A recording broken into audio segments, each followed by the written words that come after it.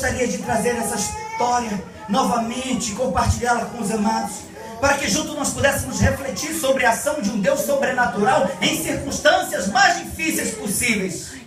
E uma das questões que me faz entender que Deus é um Deus de providência é quando nós olhamos a história como um todo.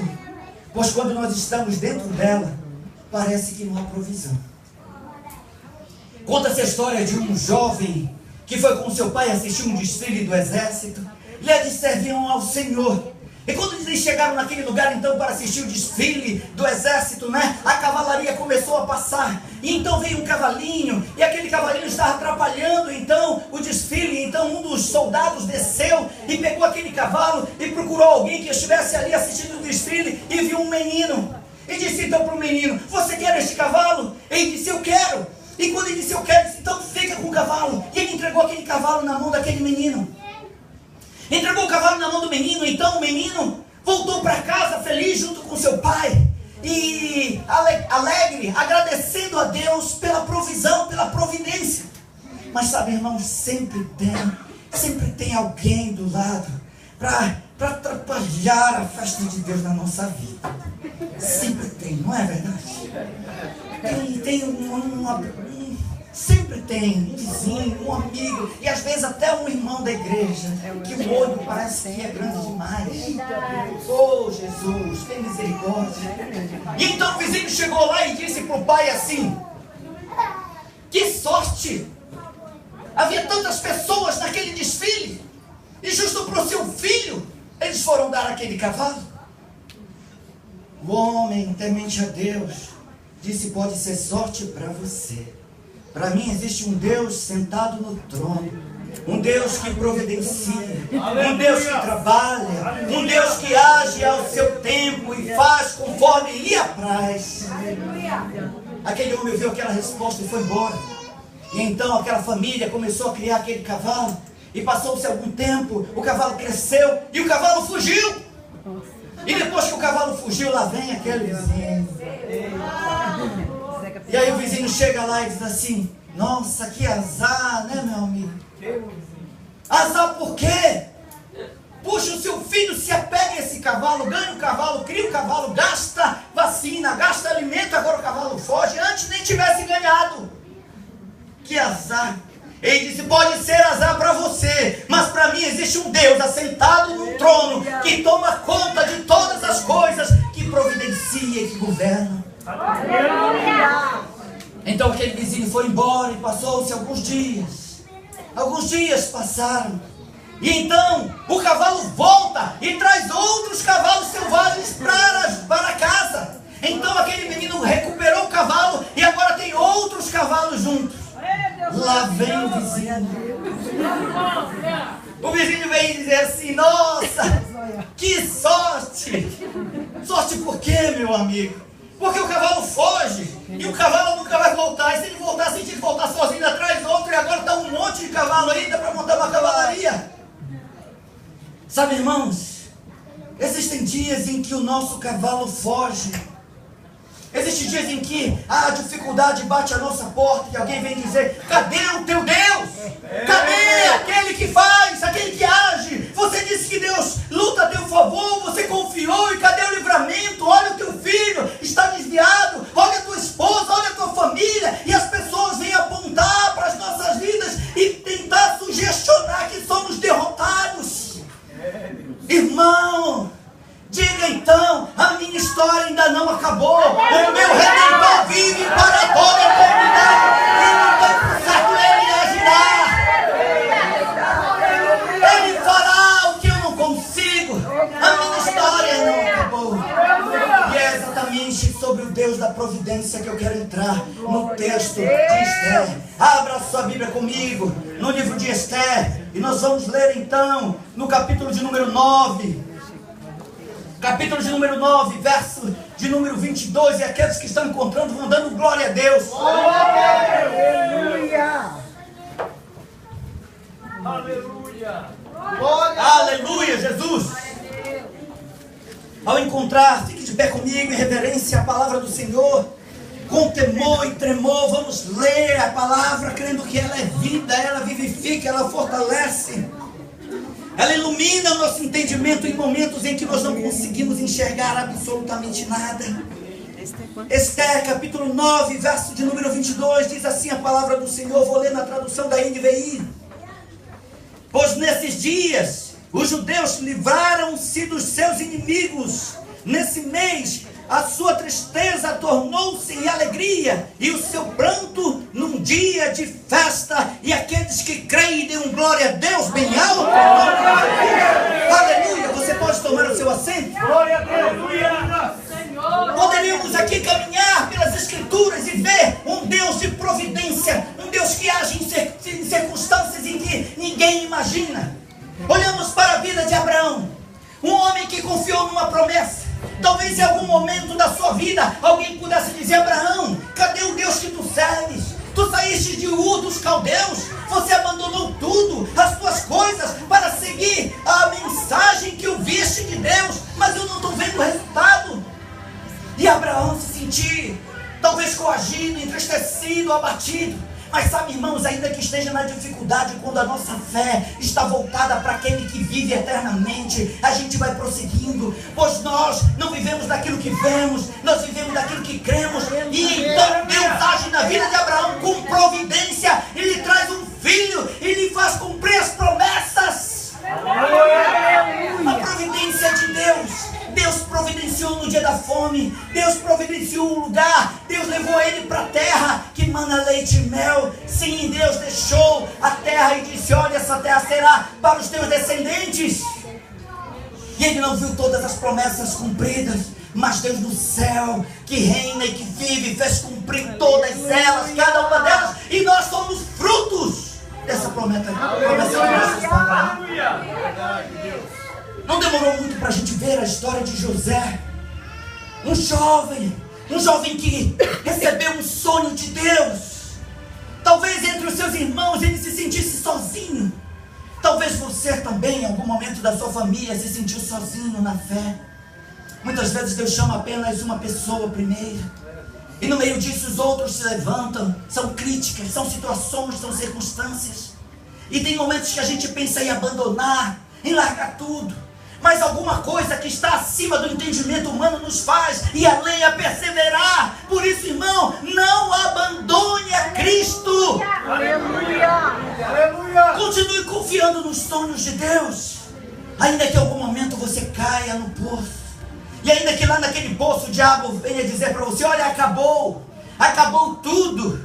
E aí do céu Deus vai bradar dizendo: está apenas começando uma história de livramento, de provisão, de cuidado e de milagre no meio do meu povo. Talvez dentro do calabouço, sim, dentro do calabouço ele poderia estar oprimido, dizendo: Deus, eu estou te servindo, eu vim parar neste lugar por uma causa injusta. Será que está valendo a pena permanecer fiel? Poxa, eu não estou vendo o resultado. Quantas vezes, pastor, a gente passa pela luta, missionário orando, esperando que a igreja venha, que o irmão venha, lutando, e parece que o resultado não aparece. Mas eu quero dizer para você: o resultado virá, porque Deus está agindo. Eu posso não ver no momento, mas o fruto daquele trabalho há de florescer, pois o trabalho nosso no Senhor não é em vão. E se Ele disse que não é em vão, não é em vão quando tem um, não é em vão quando tem dois, não é em vão quando tem poucos. Deus fará prosperar o trabalho daqueles que confiam nele. Continue confiando, continue acreditando nesse Deus eterno, ainda que em alguns momentos você esteja dentro de uma prisão. Deus fará com que a providência mude a tua história. Glória a Deus, eu creio. Aleluia. Porque Deus é um Deus de provisão. Aleluia, Deus. Aleluia. Deus é um Deus de providência nos momentos mais difíceis. Mas é necessário que você seja encontrado fiel. É necessário que Deus te encontre fiel. O que nós poderíamos falar da história de libertação? O que nós poderíamos dizer de Moisés? Aquela criança que nasceu e que deveria morrer num período de tamanha perseguição, deveria morrer por não ter condições de se alimentar nem de se defender, dentro de um cesto à beira de um rio. Mas havia uma providência agindo, havia uma ação sobrenatural. Por isso, quando Quando nós passamos por dificuldades, no momento a gente não enxerga, mas quando nós olhamos para trás, foi Ele. E você pode acreditar que na sua vida foi Ele que te trouxe até aqui. Quantas vezes você passou pelo cativeiro, poderia ter morrido, poderia ter sido atropelado, aquela doença poderia ter te matado, e aquele dia que você foi assaltado, talvez você não estivesse aqui para contar, mas havia a providência do céu sobre a sua vida. E quando há a providência de Deus, agindo Deus, quem impedirá? Você pode repetir comigo? Agindo Deus, quem impedirá? Agindo Deus, quem impedirá? Mas eu quero dizer para você, meu irmão, o contrário também é verdadeiro. Pois se Deus não estiver do teu lado, você não tem ninguém para te defender.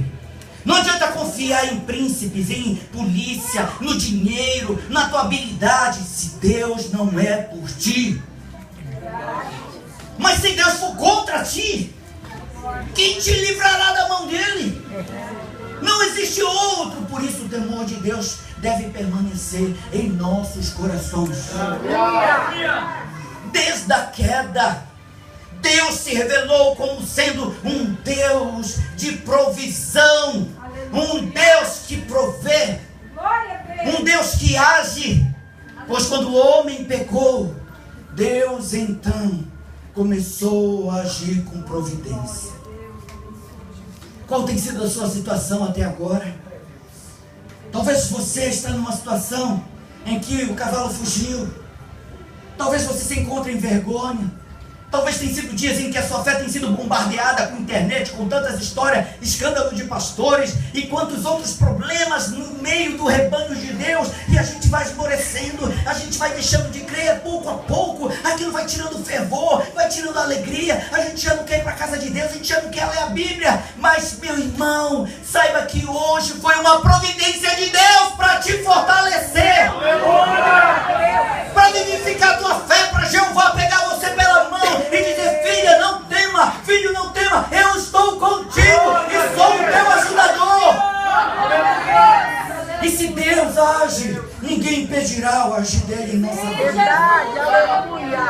Poderíamos decorrer por todas as histórias bíblicas, e em todas elas nós encontraríamos a ação, a providência e o poder de um Deus eterno que cuida dos seus. Davi não falhou quando disse: o Senhor é o meu pastor e nada me faltará.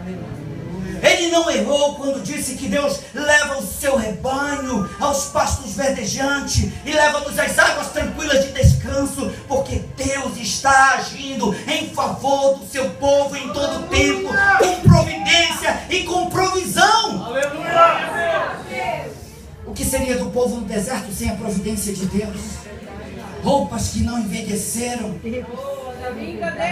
comida, água, proteção. O que seria do povo de Deus para tomar a terra prometida sem a providência dele? Mas sabe qual é o grande problema? Que apesar de que Deus está agindo com providência, às vezes a gente não consegue mais nos alegrar na presença dele. A alegria de Deus tem saído do meio da igreja.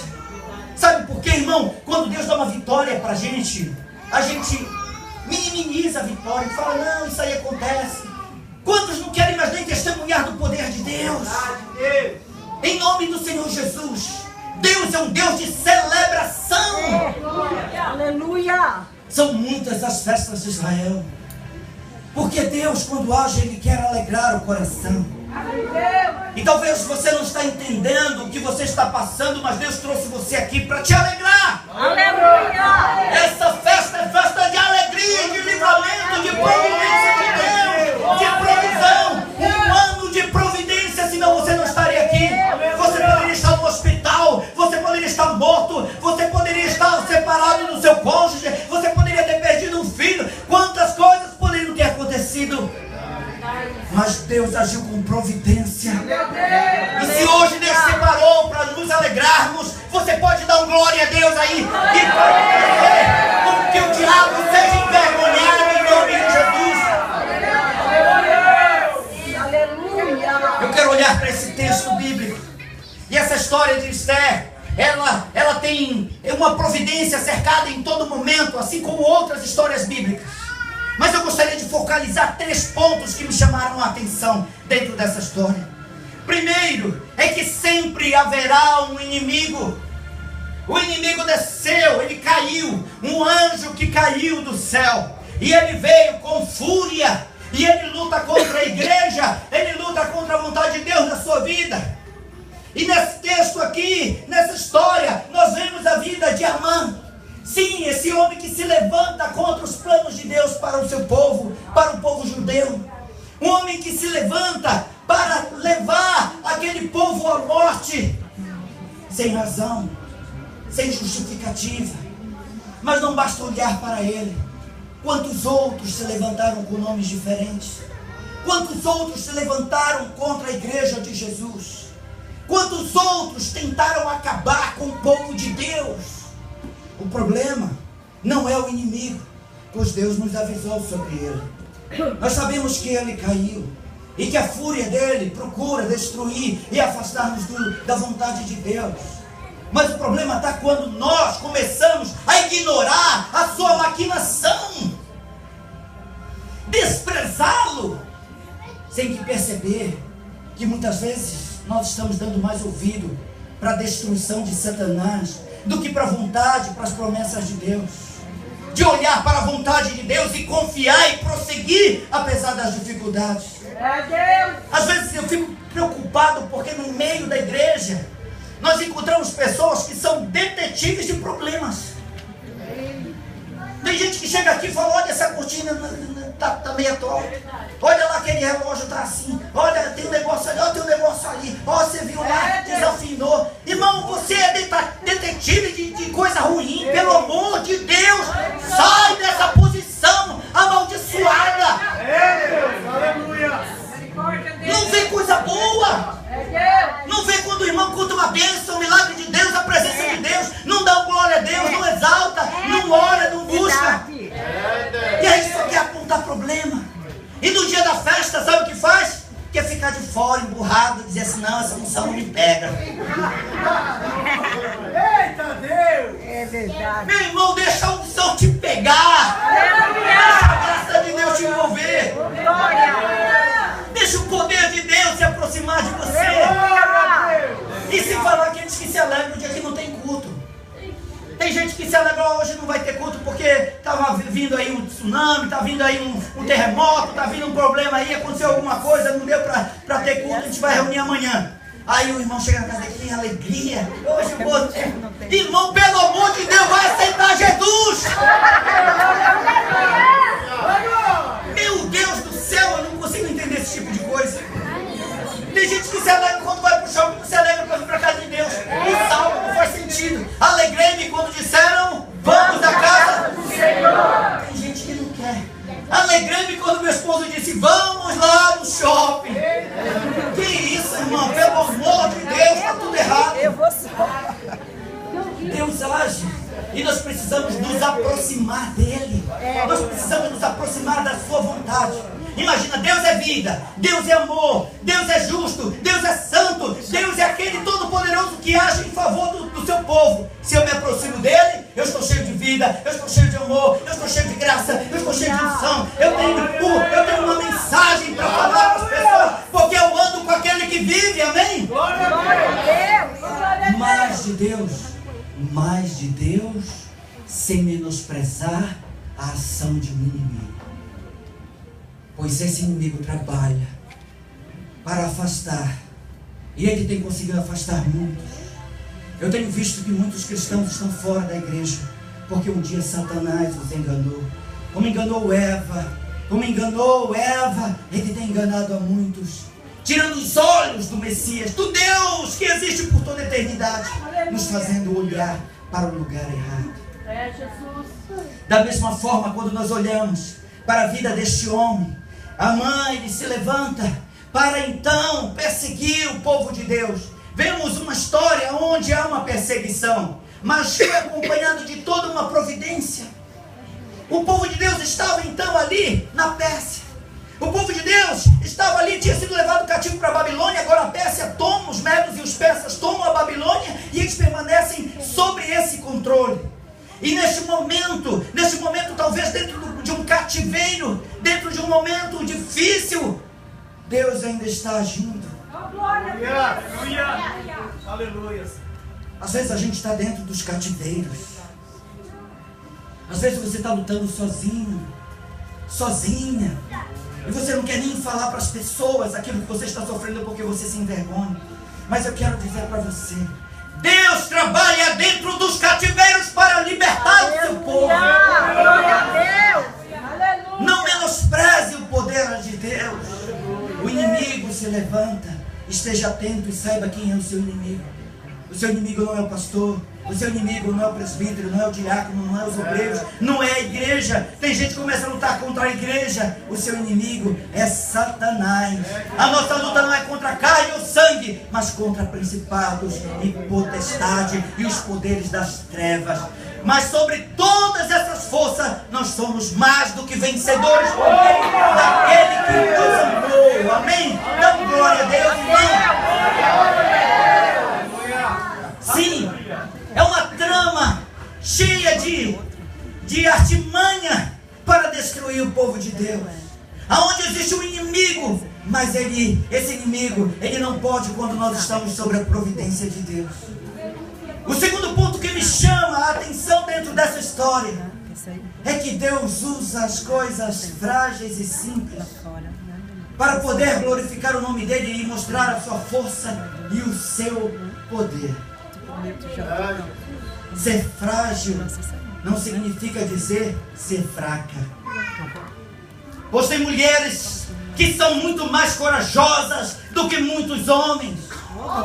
E a obra de Deus tem sido feita com ousadia por meio das mulheres. Vocês sabiam que os campos missionários nós temos mais mulheres do que homens? Dá glória a Deus. Nós temos mais mulheres e elas permanecem mais tempo no campo. É vergonhoso. É vergonhoso. É vergonhoso. Mas me parece muito com uma história quando o mestre ressuscita. As mulheres estavam lá agindo, indo lá para trabalhar o corpo de Jesus, levando os perfumes. E os homens estavam todos escondidos.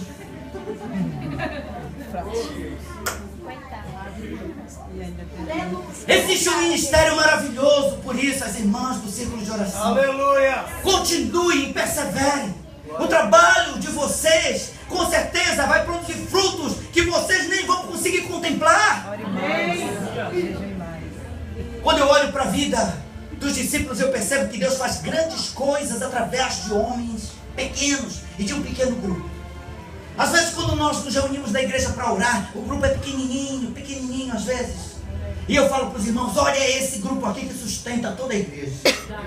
Porque se esse grupo não estiver aqui, eu quero ver ter força, eu quero ver ter poder, eu quero ver a ação de Deus. Pode ser Pedro, Tiago, João, mas eles são valentes de Deus. Irmãos, vocês que fazem parte do grupo de oração, do círculo de oração, continuem nesse fervor. Deus fará maravilhas nesta nação. Quantas histórias de filhas que voltaram para a presença de Deus, de casamento restaurado, de tantas libertações, ação do Espírito Santo. Por quê? Porque tinha gente orando. Porque tinha gente clamando, tinha gente acreditando. O povo de Deus estava no lugar que deveria estar, orando. E sabe por que vieram problemas? Porque muitos calaram. Mas nós não estamos aqui para nos calar. Nós estamos aqui para exaltar o nome daquele que vive. Amém? Dá glória a Deus. Ele reina. Olhamos uma mulher que foi separada. E a história dessa mulher parece ser uma história triste. Perdeu o pai, perdeu a mãe, foi criada por um primo. Talvez, humanamente, uma história de perda, de dor, de sofrimento, de angústia. E parece que o sofrimento é algo que parece que Deus não está agindo. Sabe qual tem sido um dos maiores problemas da igreja hoje? Nós não entendermos que o sofrimento faz parte daquilo que Deus está para fazer. Aleluia.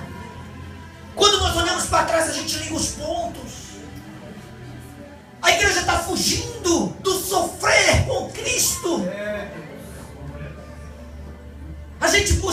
pela nossa própria felicidade. Às vezes a gente fala para Jesus assim: Jesus, me faz feliz, me faz feliz, me faz feliz. E não percebe que não é você. É você que tem que se perguntar: Jesus, o que é que eu faço para te fazer feliz?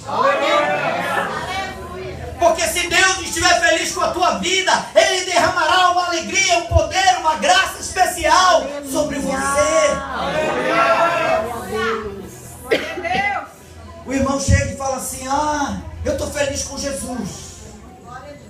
E tem cada história, irmão, que a gente ouve. Cada história que eu falo: meu Deus, eu não sei se eu choro, se eu grito. Teve um irmão uma vez que chegou para mim e disse assim: pastor, Deus tem me abençoado tanto, tanto, tanto, tanto. Eu falei: é, irmão. E ó, pastor, que eu nem dizinho. Porque se eu dizimasse, Nossa, estava milionário. Estava milionário. isso é para tristeza da igreja. Ele está enganado e não sabe. Porque a gente quer medir a ação de Deus em nossa vida por aquilo que nós temos hoje, mas Deus não olha dessa forma. Ele pode estar muito feliz com Jesus, mas a pergunta é: Jesus está feliz com ele? Deus está feliz com o comportamento cristão dele? Certamente que não. Ele pode estar muito feliz, mas se ele não mudar de atitude, haverá dias de pranto e de arrependimento. Mas você está aqui para fazer Jesus feliz. Amém? E ele se alegra com essa festa. Porque é uma festa que celebra, né, um ano a mais de vitória de Deus, de livramento e ação de Deus. O inimigo que tentou, mas não nos venceu. Através da fragilidade de irmãos, de irmãs, de pastores, de obreiros, muitas vezes não tivemos chance de estudar, muitas vezes trabalhando e fazendo a obra, saindo do trabalho, indo para a igreja, indo orar, indo visitar, indo interceder, na nossa fraqueza que parecia que não ia produzir nada. Deus está fazendo um avivamento no meio do povo dele. Da mesma forma, aquela mulher frágil, bonita, ficou ali um ano com cremes, né? Deve ter sido um negócio fantástico para ela, né? E eu fico me perguntando: Deus usa Sansão, um homem bruto, um homem cheio de, né, força, mas Deus usa Esther, uma mulher bonita, uma mulher delicada, uma mulher que fala manso, uma mulher que escolhe palavra para falar com aquele rei. E eu vou dizer para você que mulher, quando escolhe palavra para falar com um homem, esse homem olha e aí ele vai passar dificuldade. A força dele vai embora, irmão. É sabedoria de Deus. É poder de Deus. Porque o Deus de providência usa um forte, mas ele usa o fraco. Ele usa o homem, mas ele usa a mulher. E nessa história eu quero dizer para você que o livramento de Deus veio para o povo do Senhor por meio de uma mulher. Por meio de uma mulher, talvez aparentemente frágil, mas grande na presença de Deus. Aleluia! Deus quer te usar, irmão. Deus quer usar a tua vida. Deus quer falar com você. Deus tem uma obra grande na tua vida, irmã.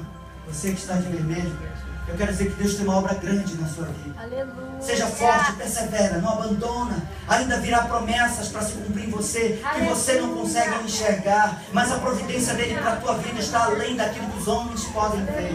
Não desiste. No meio das dificuldades, olha para o eterno. Existe graça suficiente para fazer de você uma lâmpada nos lugares onde não haverá luz. E você será uma bênção. Deus é Deus de poder. Deus é Deus que cuida dos seus filhos e faz maravilhas através de pessoas frágeis. Da nossa fraqueza ele suscita força. E o terceiro e último ponto eu quero dizer para você: que Deus faz com que o seu povo aprenda a celebrar, pois ele tira o seu povo do cativeiro e nos coloca numa posição de honra. Quantas histórias bíblicas são assim? O que você precisa para acreditar que a tua história não será diferente? Ah, pastor, mas eu estou sofrendo tanto. Você pode estar sofrendo tanto temporariamente, mas o sofrimento deste século não pode ser comparado com aquilo que há de ser revelado para aqueles que creem, que perseveram, que não desistem, que permanecem até o fim.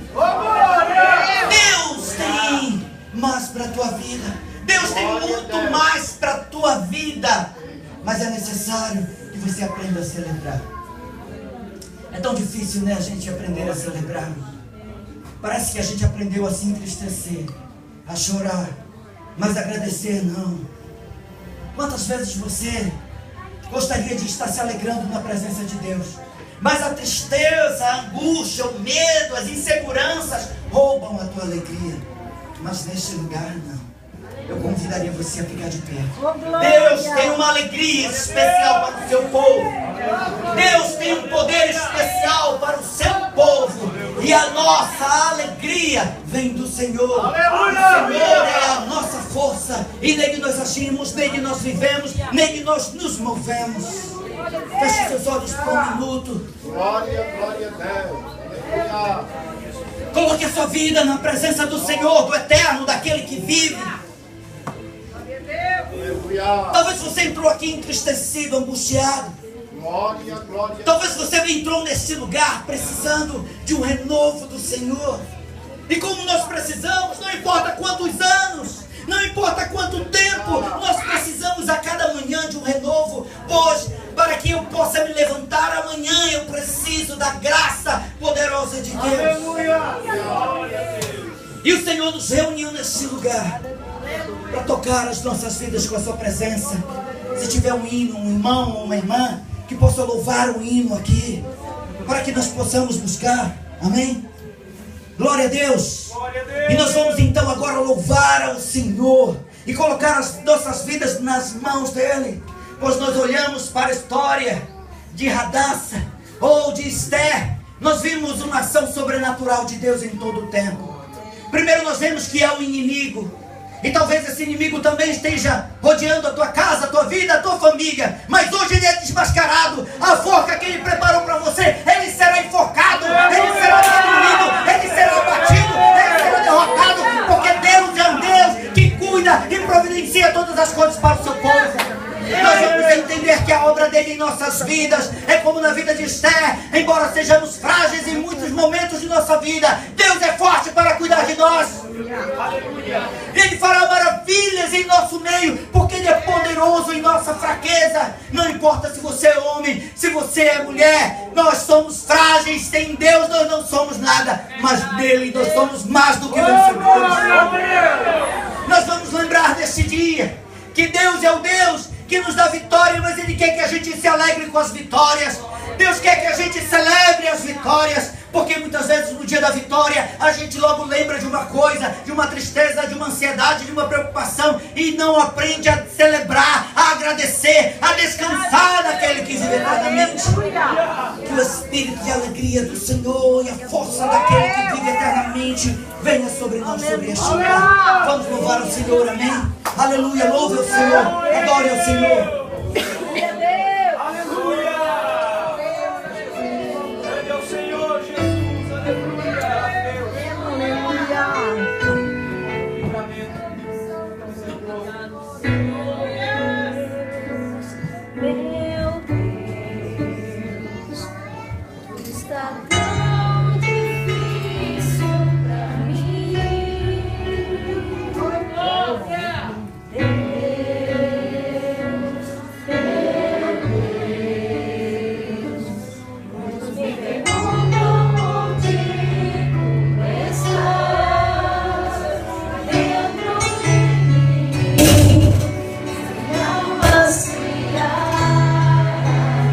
Thank you.